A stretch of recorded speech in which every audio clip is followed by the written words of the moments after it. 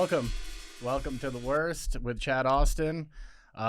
Today with me, I have a good friend of mine and probably one of my favorite bartenders. Joey Bernardo's here. Hey, That's your right there. Yeah. So yeah, dude. Introduce yourself, man. I know I said some stuff, but as you said, I'm your friend, Joey Bernardo. We met each other in the industry we used to work at. We used to be we still are. Are we still bartenders? Kinda. We met through the industry, particularly in the craziest bar that we've ever experienced, which is Harvard and Stone, which is where I've been for like 9 years. And I met you through those means. I think I met you out in the desert. Yeah. I think it was you coming out to the desert for something. We met there. Right. And then eventually, I did my first R&D shift. Right. And that's where I think actually became friends because I was there all night and we were taking shots and we were hanging out. Right. But yeah, dude, I just want to just bring one thing up before we really get into this. Dude, totally. Okay. So we were supposed to have a third person on today. We were supposed to have a third person. And this whole week, he had been texting me, hey, dude, I'm excited. And then this morning, no show. So classic bartender move. And I actually, I was standing outside texting Rashad, and I was like, I need new fucking friends. I was like straight up, I need new fucking friends because this is the third show in a row that I'm starting late. And I know it's not that big of a deal because, as Rashad told me, there's a little wiggle room and we can still probably hit our hour or at least close to it. But Yale was late. I'm going to put everybody on blast right now. Good, blast them. Yeah, Yale was late, and it's because she uses Waze. And, I mean, Waze does nothing to help anybody get anywhere. No, like, people are, like, fervently loyal to the Waze culture. They're like, oh, it's going to get me through. I'm like, no, it won't. No, dude. You know your side streets. Yeah. You're never going to be anywhere. It took her to a building that was, like, 6 blocks away. And I was like, no, dude, that's what Waze does. It never gets you anywhere you need to be. Also, she's notorious. She's on her phone when she drives. I hate that. You ever been in the car with her? No, I haven't. Yeah, she's always I'm like, yo, what are you doing? Because like usually we take trips and I'm like hungover or I'm still rolling or whatever, and I'm on acid, and she's like, okay, just pack this bowl while I smoke it, and then like 20 minutes later, she's like, oh, I just finished this email. I'm like, were you driving the whole time? Yeah, dude. No. So and then most recently, like I had a dude named Los Digits on, and he's a roast battle comic, and we had a great time. But our episode was 45 minutes long because I'll give him props. He drove in from the desert for this, and he was almost on time. But when he got to the cross street, I watched his ass speed right by me. And then I didn't see him for 15 minutes after that. Like, he was so fucking high. Like, it was just, and I'm a 6'5", 330-pound white guy. Like, and I'm always dressed in all black. Like, I stand out. Yeah. I mean, you should see the fucking looks that I get when I'm standing on the corner waiting for all you assholes to show up. That's right. And so, yeah, so that one, but today, I'm just going to say it. We started late, but I don't believe it was Joey's fault because getting a Lyft or an Uber in this town right now is so fucking hard to get. It's really bad. Like, It takes at least 25 minutes for any of them to show up. It's not going to get better, but no one wants to work for these companies anymore. No, dude, it's insane. Like, the way that they treat their staff and all that stuff. And then it was like I heard something about like one of the grocery stores is now like getting drivers to do deliveries for them, and they're not even getting paid extra for that. Right. It's fucking wild. But yeah, I just wanted to bring that up because I need to place blame on somebody. So I'm the first. Spiritually, I'm on time. Just for everyone listening out there, I made my in call. He made the efforts. I made the efforts to get here on time. Right. And so I'm not placing any blame on Joey for this. But I also had a funny story of something that happened the other day. I thought I'd share. So I was driving in the car with my wife and kid, and we were driving past a Chick-fil-A, and they had a sign outside that says "Live, Laugh, Love."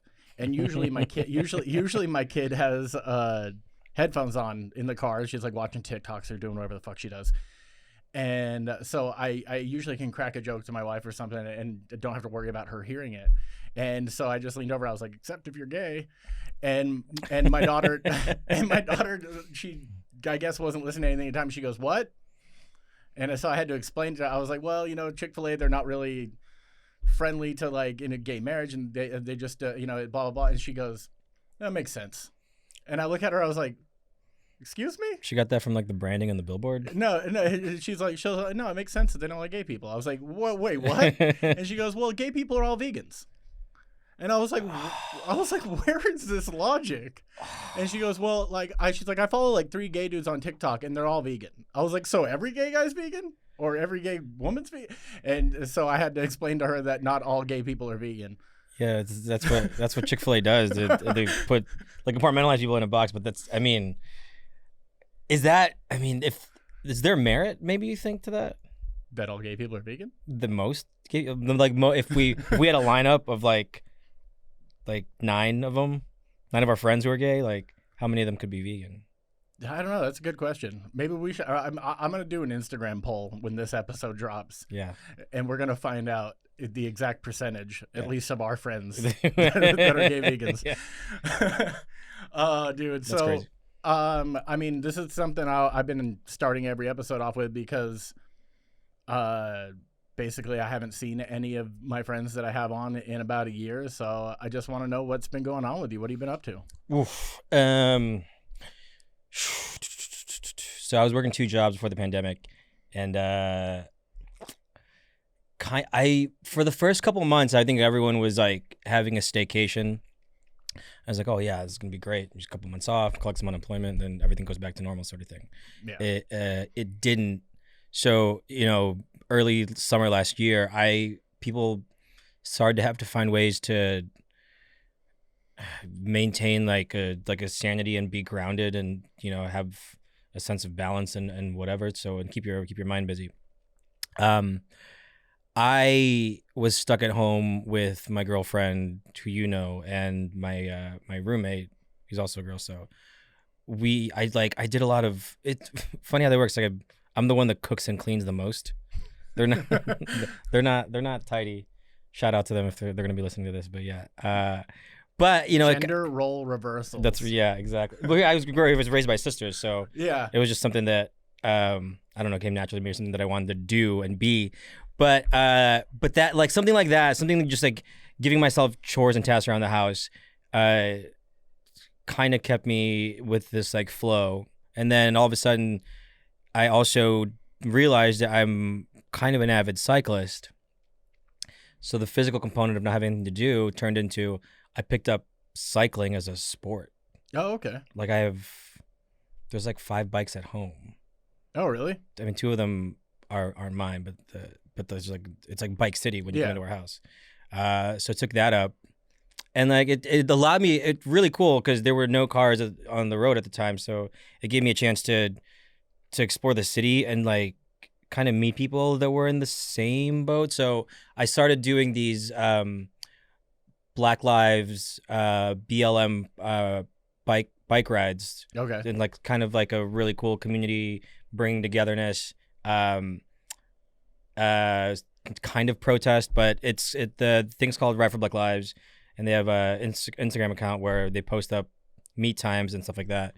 So I kind of fell into that. I met a lot of friends in the cycling community. Okay. Cycling as a sport. So that, and then kind of just, I was bartending for a second in the Valley too, but that fell off once the second shutdown happened. But also at the same time, like staying at home and doing my job as a dutiful citizen of the city, and not like be a dick, and just go to wine raves and cough on a bunch of strangers, just fucking rage like they have been doing in Florida this whole time. Right, Florida. It's fucking Florida. It's fucking Florida. Yeah, dude. I mean, I think I kind of felt the same way because in the beginning, we talked about this before mics were on, but I was treating it like a joke.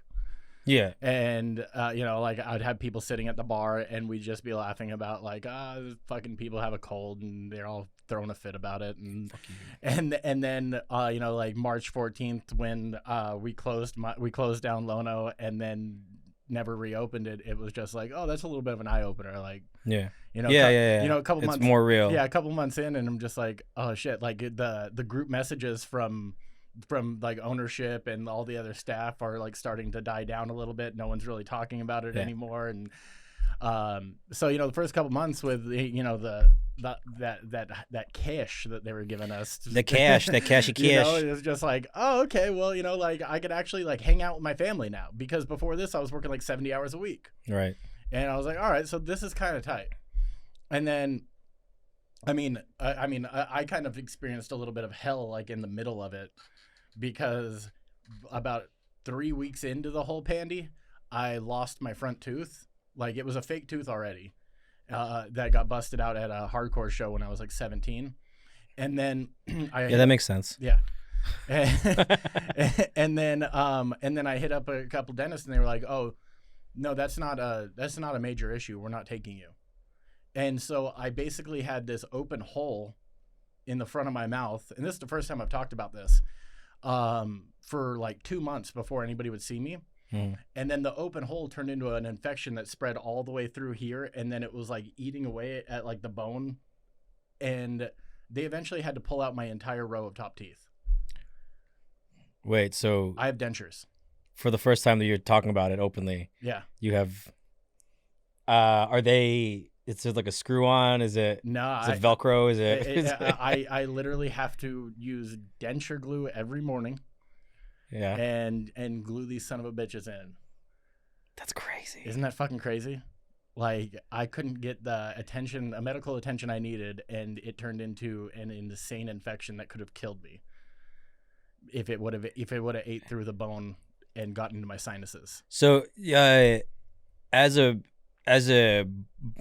bar rat, does that get affected? And like, let's say you go on like a 9-hour bender, and you're drinking, you're at Tails, for example. Okay. We're drinking with all the friends, like all the sugar, all the alcohol, all the citrus. Does that affect any of the apparatus?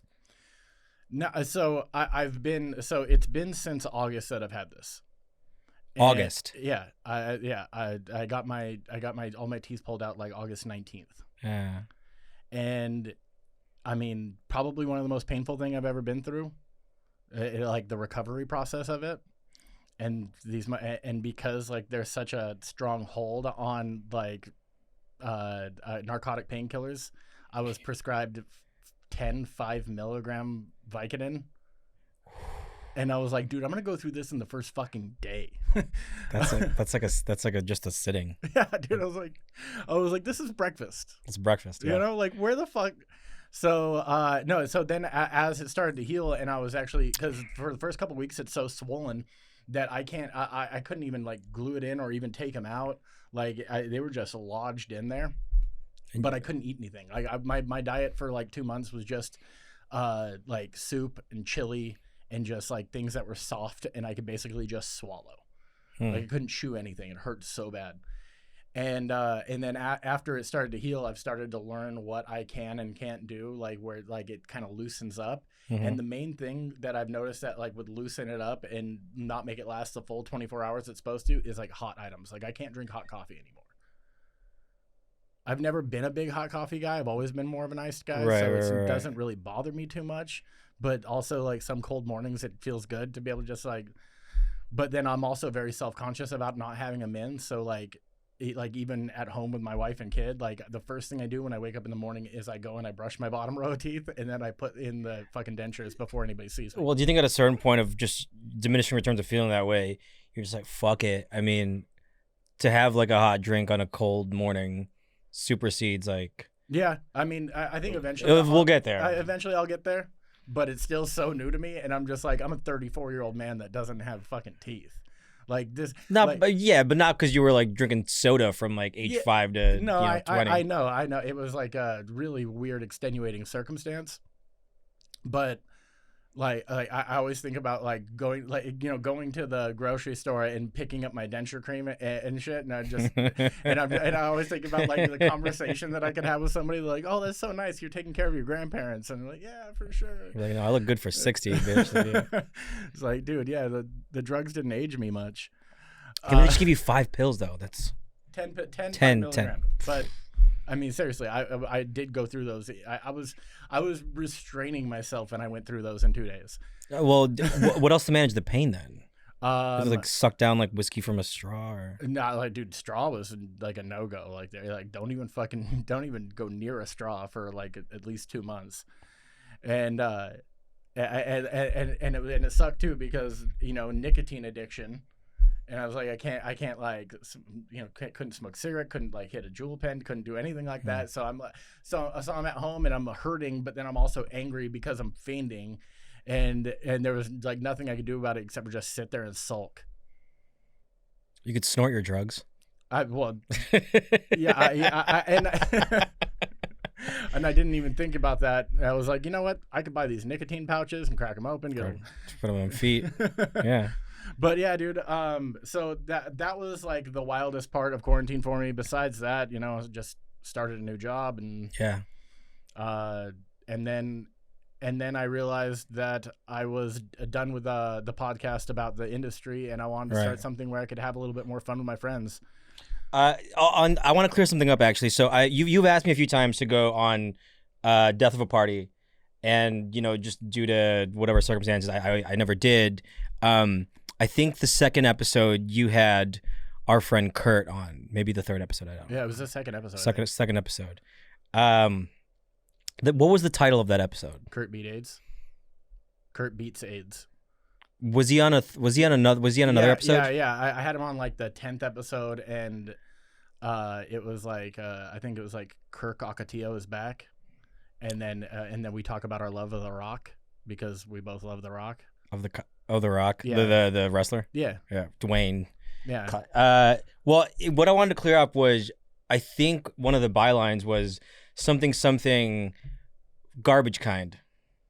Oh yeah, we talked because we talked about it in the episode, so it was just like in the description. It was. I want to clarify. I coined that term to describe him. I was talking to Noah. And he was talking about how Kurt this and Kurt that. I'm like, yo, Noah, listen, you gotta understand that Kurt's done more for Garbage Kind than you ever could in your life. To describe Kurt and like all his antics and all his shenanigans. So just want to put it on the table that it's my term. I always knew it was your term. Yeah, I just didn't know that it was created for that man. Yeah, it was. Who else? Yeah, it makes sense now that I think about it, but I just never even thought about it. I was just like, I just thought there was just a group of us that just kind of just had a moniker. But yeah, dude. Yeah. I mean, and those were fun, and I always enjoyed having Kurt on, because he most of the time spoke freely, which was which was a blast. But I just had to get away from like doing industry shit, like especially after not being really in the industry, just sitting at home. Yeah. And like I remember the last few episodes I did of that, I was just like calling bartenders just to check in on them. I was like, I was like holding the phone up to the microphone and just being like, "Hey, are you holding up?" Ah, cool, dude. Cool, man. Yeah. That's great. They're balls out on the couch just drinking. They're not doing much. Yeah, just everybody's sitting at home, and I mean, you just it's different when you're hitting up your guy to buy cocaine to do alone. Yeah. It could be the best because there's no one else to do it for you. Yeah. Also, I wanted to add that throughout the whole pandemic, I, along with my friend Aaron, who started a company, I released a drink. Not to make it be about drinking and bartending again. No, but it's good to promote. Yeah. The company's called Livewire, and then he's been talking about this for a while. And so we like laid out the R&D work early before the pandemic, and then released last year. But he, Livewire drinks stuff, and you've seen all the promos and all the ads, and yeah, I've had all of them. Have we texted about this that you've had? Probably. I don't know, but yeah, I honestly, yours is my favorite one. Yeah. But that was a drink that I also already enjoyed at Harvard. Right. You know, but like seeing it come in, you know, being made into a can and being able to retain like the good flavors that it had was a dope thing. Like, I think that Aaron probably does have my favorite canned cocktail, you know, on the market, like, you know, released wide that I've seen. Right. You know, like they're bangers. Like even his first one, like the vodka one, the Heartbreaker. Yeah, that one's tight too. It was cool to help him like midwife a business and like a project and just kind of like see what that was like from that side. Because, you know, I'm kind of a cynic, same as you with most things. It's like, oh, well, fuck's the point? But after we talked about it for so long, that it was to see the process and like all the cool like ad and stuff like that going to it it's awesome. No, yeah, dude, I like that. You know, he's doing like it's like sponsored shows with like the Jumbo's girls and stuff. Right, yeah. You know, like it's you know, he's still part. You know, even though we can't be open, he's still part of the community doing things. Yeah. It's tight. Like I have a lot of respect for, you know, that part of what he's doing and the actual can. And Joey's can is delicious. You can get it at Barkeeper and a bunch of other liquor stores around here. Yep. Quick promo. Thanks. All right. So I want to get into a couple things. Sure. So I have a section that I call the Worst News Network, where I just pick random stupid news stories and we discuss them. Mm-hmm. I don't know if you saw this, but Kid Cudi, the rapper, he did a SNL like a week ago or 2 weeks ago. In the dress. Yeah. What do you think about that? I thought it was dope. Okay. In what way? In a way that first, I mean, if anyone wears a dress, it should look good on the form. Like if you're a form and whatever you wear should be appealing. I think it did what it was supposed to, in that I didn't even know what he was singing. Yeah. At a certain point, I'm just like, yo, there's a dude in a dress fluffing around the stage. Yeah. And also at the same time, I was just a little upset because I thought he was gonna hit some bangers that I was nostalgically attached to, but he didn't. I heard the dress was designed by, because my roommate's in fashion, and it was designed by someone. Virgil Abloh. Right. Off-White. Right.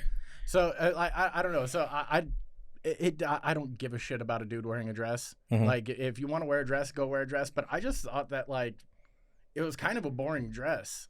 Like if you're gonna go on and you're gonna make a statement like that, just like flowery sundress that I feel like I've seen at like on the discount rack at Ross or some shit. It had that vibe. It had that vibe. Yeah, and I mean, like, I get it that you had like a big guy, you know, make it for you and stuff, and it said Off-White on it. But if it didn't say Off-White and no one knew the attachment, I would just think that you pulled that shit from Ross and you know, just got dressed really quick in the back room. Like if you're gonna go out there and like make a statement, I want to see something fucking extravagant, dude. But was he making a statement though? I feel like half the time if you choose like a major platform to do this on, if if he was just going on his Instagram live and he's just like, yo, what's up? Yo, what up in a dress? And you could see his like spaghetti straps and like, you know, like that. I'd be like, oh, you know, like he's just doing it. But if you're choosing like a major platform, which some people still think is funny to wear it out on the first time, I feel like it's the only thing you can call it is trying to make a statement. I agree. Well, you know, now that I'm remembering it, there's other things about that stood out for me. So I've known him. I've been a fan of his from, you know, the early days, like even back when MySpace was around. The thing that got me the most, maybe second to the dress, was he had like this really pencil thin Jamie Foxx mustache that it looked so weird. It didn't look like him. It was a strange. Yeah. It was a strange look because usually it's like 5 o'clock shadow or he's clean shaven. Right. Like that. But yeah, it was like just like a very prominent. He made the choice to just go. Yeah. No, yeah. I thought that was a little. I mean, and the only thing I watched was a clip of that because fucking SNL sucks now. But, true. I mean, but yeah, that was. I just wanted to see because I haven't really talked to anybody about that, And I just want to get another opinion on the whole Kid Cudi and a dress thing. Okay, so another story that happened, I think the past week or maybe 2 weeks ago, was Khloe Kardashian's assistant released a photo of her that wasn't photoshopped, and like She flipped her shit. she flipped her shit. Yeah. And it's just wild to me that like you have such like an image that's based around what you don't really look like, that you're gonna lose your mind over like an actual photo of you being posted on the internet. The only times reality stars with that weight and gravitas entertain me is when I read shit like that. Yeah, that's when I'm truly entertained by their content. Because I mean, if that's what it takes to get me to be like, oh, this, I read the headline and the byline and I'm like, oh, cool, she's pissed. Let's check it out. And you saw the photo, right? Yeah. And it looked fine. She looked good. Yeah. I had no problem with what she looked like. She looked good. I thought, I mean. But I think the sequencing goes that comparatively, like all the stuff that she's been put up has been like insanely shopped and filtered and chopped and whatever that. I mean, so airbrushed. It's crazy. But like, and then she released some kind of, I don't remember the whole statement, but she released some kind of statement about like, you know, when you go through your whole life being called the ugly sister, the fat sister, this, that, and the other, you really, you know, and I mean, I would say just post that photo yourself, and then have that be the caption, and then you'll probably get more people that connect with you, because there probably is a lot of people that feel like they're the ugly one in the family, the fat one in the family. I'm both. So it's just like you're the toothless too. Yeah, so dude, I have to make my personality so much bigger because I'm fat, ugly, toothless, and I'm losing my hair. Like only thing I have to stand on is a personality. So it's just like, yeah, but all the reverence you have, like no one notices the thing. Like people don't see the stuff that you see for yourself. That's true. You know, I mean, I mean, okay. I feel like for the most part, you have a family. Yeah, you're right. And they tend to like me most of the time. Most times, yeah. Most of the time. I mean, it's definitely not all the time. Huntington Beach had a White Lives Matter rally. I mean, there's really nothing that we can like say about this besides like it feels like one of those things where the only time white people that do this kind of shit throw a rally to like, or any type of rally to have like pride in what they do, is to be inflammatory or because somebody else is saying it. Like there's never a time where it's just like, hey, you know, we're gonna have a white pride rally because we're proud of being white. They do it because somebody else is doing it already. It's like if you took a YouTube comment section and made it into people. And that's exactly what it is. Dude, I was watching like some Instagram clips of like some of the people down there, and they look exactly like those people that have never left their computer, and they're and they're the ones that are constantly commenting on things, right? You know, like Blue Lives Matter, right? Like people busy with other shit don't do that or don't feel that way. People that have a life. People have a life, right? They don't go to the beach to, you know, Huntington Beach, man. Yeah, I mean, Huntington Beach has always been kind of a cesspool. I mean, and I can say that because it's where my dad is from, and I know how racist my dad was. Is it? So listen, I ride by there on my bike all the time, and like I see, it's always like on the Strand, really. So on the actual beach. But what's the vibe out there? Is it country? Or no, dude, it seriously is, because like growing up, even when I lived in the desert, like every summer we'd go out there so my dad could hang out with his old buddies, and it's mostly like just these old like the sun bleached out surfer kooks that are just still hanging on. Basically, like their whole idea of being funny is to slander other people, and not in a fun way. Oh, like a bunch of trolls from the 70s? Yeah, a bunch of trolls from the 70s. They don't use the internet. They just do it at a bar, and then they're all so drunk or coked up that they don't mind saying it out loud and then getting in a fight with somebody. Like it's like most of these bars are filled with dudes that are like that. You can get cocaine in Huntington Beach? I worked in Santa Monica. Okay, so even the homeless the local homeless guy had better weed than what I can get, but you couldn't find that drug when I was working out on the west side in Santa Monica, so it was hard. I feel like you just didn't talk to the right people. You're right. It was like my second year in town, so Yeah. Oh, that also would. I didn't know anyone. That also would change things. Yeah. Dude, if you had to pick one person to be the ambassador for the human race if the aliens came, who would it be? Like, we're just saying that this person is going to represent us. Do they have to be alive? No. It's fucking aliens. We're making things up right now. That's right. It's fucking aliens. And it. I mean, I'm sure people already know my answer. It's The Rock. It's The Rock. Dude, that smile. I mean, I just feel like he is one of the most. But as The Rock, or like as Dwayne Johnson, the good human. No, I mean, as Dwayne Johnson, I'm always just gonna call him The Rock. But as DJ, as Dwayne Johnson, Right, and not as Rocky Maivia. Yeah, WWF. not the eyebrow and. Yeah, like the aliens come and they're like he's all it doesn't matter and it's just none of that. Yeah, just a quick open palm. Oh man, I was gonna pick a benevolent altruistic answer and say like Mandela. Just for not only for optics but like for the character. But it's funny because now I can't stop thinking about Shawn Michaels. Dude, the Heartbreak Kid. The Heartbreak Kid, man. That was my dude in the 90s because that's the era that I grew up watching. So no, yeah, Heartbreak, dude. The Rockers, him and Marty Jannetty. Yeah, that show that was the shit, dude. Like, they were so much fun to watch. Especially Shawn Michaels with that finishing move, his the sweet chin music. Yeah, just a nice kick to the chops. Nice kick. Yep. If you could be the patron saint of something, what would it be? After hours. The patron saint of after hours. Yeah. I like that. There's not enough wishing and praying that the thing that you're about to ingest hopefully does right by you.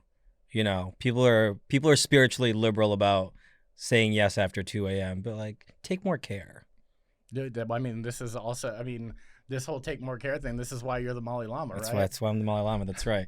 So I'm actually gonna release a clip of the Yale show tomorrow where she tells me that you dosed her. I saw her. I saw her thing. So I was like, okay, well, at some point I might have to give my version, my side of that night. And not really, because it's true to form. That's exactly what happened. Yeah, I mean, at first I found it hilarious because she called you out, and then she called you out again by full name, and then and I was dying laughing. But then it was like 5 seconds later that she said it was fully consensual. I was like, oh damn it, that's not as funny, but it's still funny. Well, the Malai Lama inherent to what he is and what a Malai Lama should do is always have consent with drinks. Oh yeah, you're the Sherpa up the mountain. That's right. But once I get the consent, you're fucked. Yeah. Once you get the consent, it's game over. You're donezo. You're it's just gonna be the ride for the night. But no, yeah, I appreciate the patron saint of after hours. It suits you, sir. I think that works out really well. Okay, which is worse? Your dick gets hard every time you hear an Ed Sheeran song, or only being able to get your dick hard by hearing an Ed Sheeran song? Second. Yeah. Second one. Yeah. Yeah. Yeah, because I mean, you can if it happens, you can conceal it the best you can if you're in public. But I completely agree with this because I was thinking about it too when I wrote down the question was, I don't want to have to put on that dude's music to fuck. Right. Ever. So I'm not gonna be like, hey, hold on a minute, I need to put on this playlist. Wait. The second thing you said was you could only get hard by putting his music on. Correct. Yeah. The first thing is, I mean, like, you're in an Uber or you're walking by a Korean barbecue restaurant and they're blasting it and it's like, man, my dong's out. I gotta fix this. Yeah. Okay. Well, we're just gonna flip this up in the waistband. That's right. Having to wear what's worse, having to wear cargo shorts for the rest of your life, or only being able to wear camo head to toe.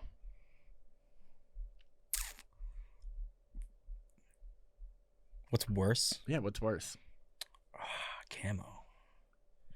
Just like basically like full fatigue. So just every day you have to wear that. It's too hot, man. It is too hot. Yeah. But goddamn, cargo shorts are terrible. Here's what's cool. The only I've kept a pair of cargo shorts from my back when I was living in Chicago, and they're camo.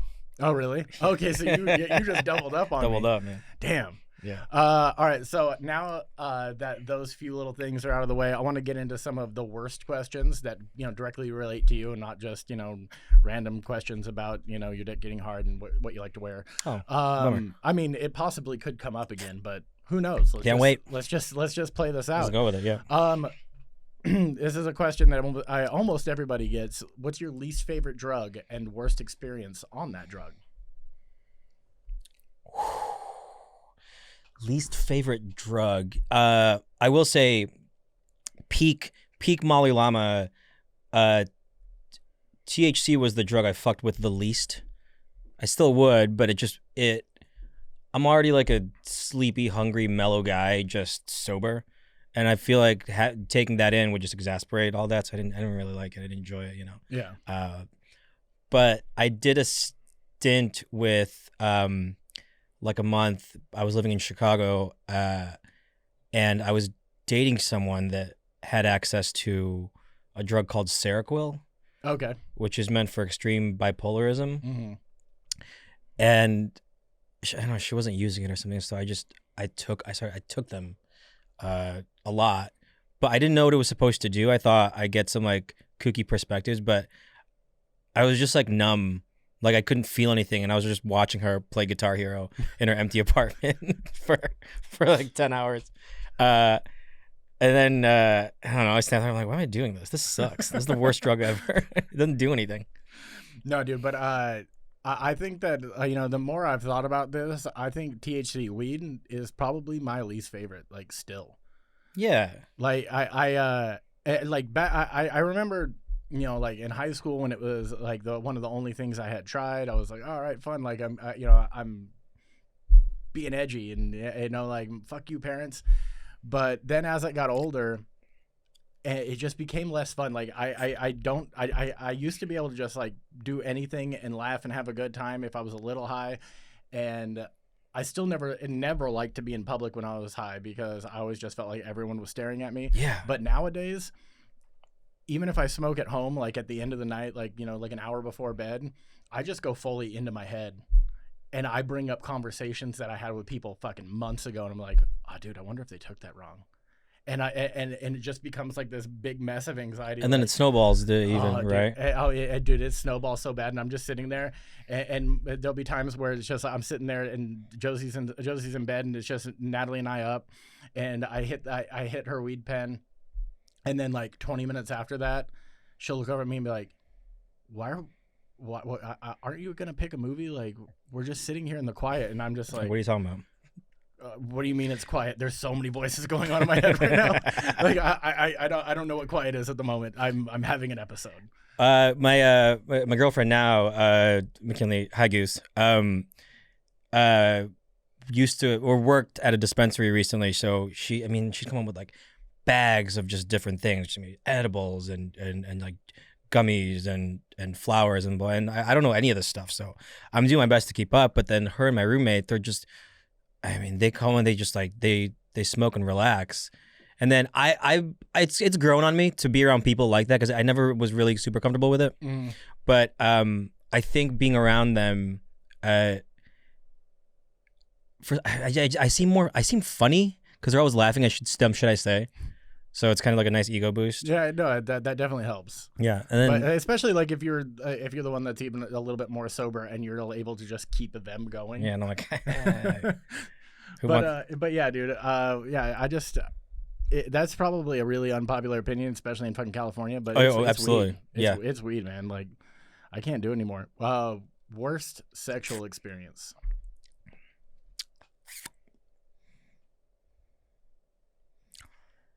I was early in my 20s, and it was a friend, but we like had this flirtationship thing, and all I'll say is that it felt like she was pumping a shotgun with her teeth. And that, like, that kind of sullied the whole experience for me, to the point where I just was like, yeah, hey, let's go out. Like, this is cool. We'll do this later, but let's go out. Yeah. And like I kind of just veered away from interactions with that person ever again. I mean, that's that's rough. That sounds real fucking rough. Yeah. Dude, I was with this girl one time, and we had been talking for a while, like via text and calls, and she lived like an hour away, and then it was finally, I was like, oh, one day I'm gonna drive out to see her. Mm-hmm. So I drive out to see her, and she. You have another one of these, by the way? I don't. Oh, okay, I'm out. So good. But dude, fucking great water. Sponsor me. But yeah, so I drove out to see her, and it was cool. Like, the first time we hung out, she lived with. We were both like 19, I think, but she lived with her parents. So we drove out to some fucking excluded place in Temecula, and made out and whatnot. And then a week later, I invited her down to my house, and by the time that interaction happened, she was already like talking to some other dude. So when we actually fucked, she called me this guy Tony's name the entire time. And the first time she did it, I kind of stopped, and I was like, but I'm mid fucking right now. Yeah. And I don't honestly don't really care, because I don't see this going anywhere. So I just let her call me Tony the whole time. How is that the worst experience, though? No, I mean, You got laid. See, here's the thing about doing this show is I usually have an answer for everybody that comes in. So, I mean, they're going to get not as bad for me every time. Yeah, okay, Tony. Thank you. Okay. As a bartender who is well known in the industry, mm-hmm. and you've been able to travel, you are. People like you. Thanks. And see, that's the thing too, is you're a very fucking likable person. So people are always down to have you at their bar, do this, that, and the other. Where's the worst place you've ever traveled to when it came to like, oh, hey, like, we're gonna offer you this gig for the night, and you're just like, and you got there and you're just like, fuck this. Let's put some people on blast right now. All right. It's not the worst place, but it's like a consistent event that happens to me more than once. I think even more than twice. But I usually travel with Yale. Yeah. And like, we always have a blast and all this stuff, but I think on 3 occasions now, for somehow, in some weird way, she's managed to have sex while I'm in the next bed trying to sleep. Oh, dude, she talked about that. She talked about that? She talked about that. when we were talking about sexual experiences, I don't know if she brought it up as her worst, but because we were talking about worst place you've ever had sex.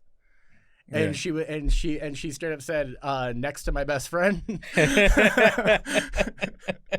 Well, it's like the first time. I mean, the first time, you kind of ignore it, and you're all right, it's cool. I always have this saying that, like, the second time it's like a bit now. Yeah. So it became a bit, and like I guess maybe by the third time, I think I just got up and left. Yeah. But cool. It's all connected. It's all connected. Yeah. You're traveling. Right. And that's probably one of the worst parts of your traveling. And I like that you didn't have to, I got a decent story out of you, and you didn't have to put any actual city or place on blast. No, not at all. Good for you. Yeah. I don't like Philadelphia. I've said it before, but I've been to that city, and I wasn't a fan. Like the aesthetics, or did something clearly happen? No, the aesthetics. Oh, really? Yeah, dude. It has a very just like city of industry, like dark, like gray skies. Like I mean, and I'm usually a fan of like cloudy days and stuff like this, but this just had a whole different feel. And then the fact that like they have a statue of fucking Sylvester Stallone as Rocky as like their like, I mean, you have a fictional character as like your hero of the city. That's true. I mean, it's kind of wild. Is he from there? You know what? I hope so. Or else none of this makes sense. I'm not even sure, but like my guess is that he is from there because you know he wrote the Rocky movies for him to be the star. So I'm hoping that he's actually from there because that would just be fucking wild. Weird branding, man. Yeah. Yeah. Right. He's like, I'm gonna pick Philly. Worst thing about where you grew up. Oh, this is. I love telling this story. So I was born in the Philippines. I grew up in Chicago, but I was born in the Philippines. I stayed there till I was like 5 or 6. Okay. Fun fact: the city where I grew up in was near a volcano. Oh, really? Yeah. So in '91, and this is, you could even look this up on YouTube. In '91, Mount Pinatubo erupted. It was a pyroclastic eruption, so like not lava, so it was like hot ash, and like billows of like smoke, you know, coming up and like blanketing the sky and making it dark. One of the last memories I have is being pulled out of like nursery school by I think the nanny that was keeping an eye on me. So and like the whole city is running around like crazy because it's like there's alarms going off. Yeah. It's getting darker and darker and darker. Then all of a sudden it starts raining rocks at like 3 in the afternoon. I don't even know the time, but yeah, holy shit. I didn't know what was going on. I'm like, oh, Yeah. well, that's cool. We're getting ice cream. I'll get out of school early, and then I'm getting dragged around back home. So what we did, my whole family got into a car and we were stuck on the highway while it was raining ash, and you know, hellfire and brimstone, all that stuff. It's end of the world kind of stuff, and it's a pretty it's insanely conservative Catholic country, so people think it's the end of days. Yeah, shit. So we drove up to the mountains, waited it out, then came back, and like there were parts of the city that were, you know, 3-story buildings covered up almost to the top with ash. Shit, dude. And that's not even the worst part. The worst part is we lost our dog. Oh, fuck we that. had to leave the dog. We couldn't find it or whatever, Yeah. and then came back. So What was the dog's name? Max. Shout out to Max. Shout out to Max. Fucking Max, dude. See, that shit is wild. Like, because I mean, really, the main complaint I have about growing up in the desert is that it was hot and there was never anything to do. And then I get you on here, it's like, oh yeah, there was a fucking volcano that erupted. Oh shit. So I'm not even gonna go into my story because basically that's it. It's hot and there was never anything to do. Yeah, don't fuck with volcanoes, guys. Can you name a specific time that you were a bad friend?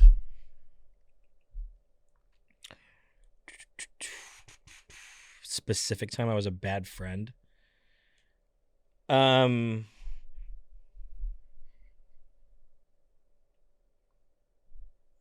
Yeah, and I feel like everyone has this, but some of us don't like weddings and all the nuances that come with it. Yeah. So, maybe once or twice in my life, I purposely made an excuse not to go to a close friend's wedding. Yeah, I mean, I can see that. Yeah. That's, I mean, To the point where you feel bad. yeah, you make up the excuse, the lie, whatever it is, and then it just kind of sits on you for a second. You're just like, fuck, man. Right. And then afterwards, I mean, here's the thing: is because I've had a wedding and I couldn't tell you half the people that were there because I was stressed out of my mind the whole fucking day. Mm-hmm. But also, I set everything. I set the whole thing up myself, and I was running around in like 110 degree weather, trying to get all these tables out and like put all the place, do all that stuff.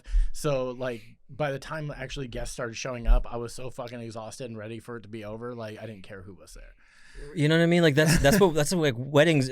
That's what it does to. And granted, it's supposed to be a celebration, but like more than 10 people that you have to handle logistically. Like, oh, where's everyone going to stay? You know, food, this, blah, blah, blah. And it's stressful for kind of everyone.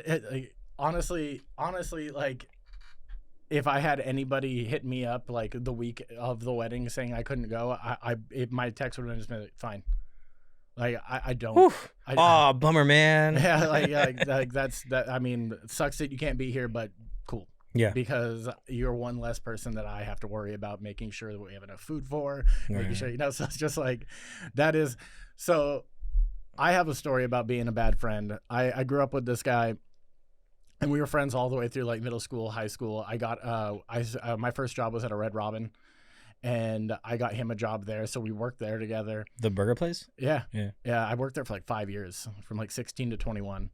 Manager? To everything but. Yeah, they wouldn't give you that. Yeah, they actually fired me twice and brought me back, so I was never really manager material.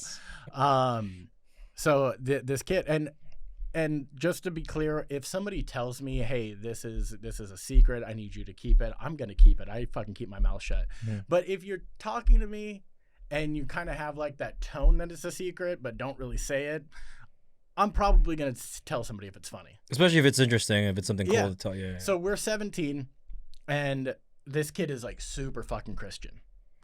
And he has this girlfriend, and he tells me one night when he's out at my house drinking, and he's like, yeah, right. And he's like, so, we're saving ourselves for marriage, but she lets me put it in her ass. And I was like, what? And he was like, I was like, how is that not the more sacred of holes?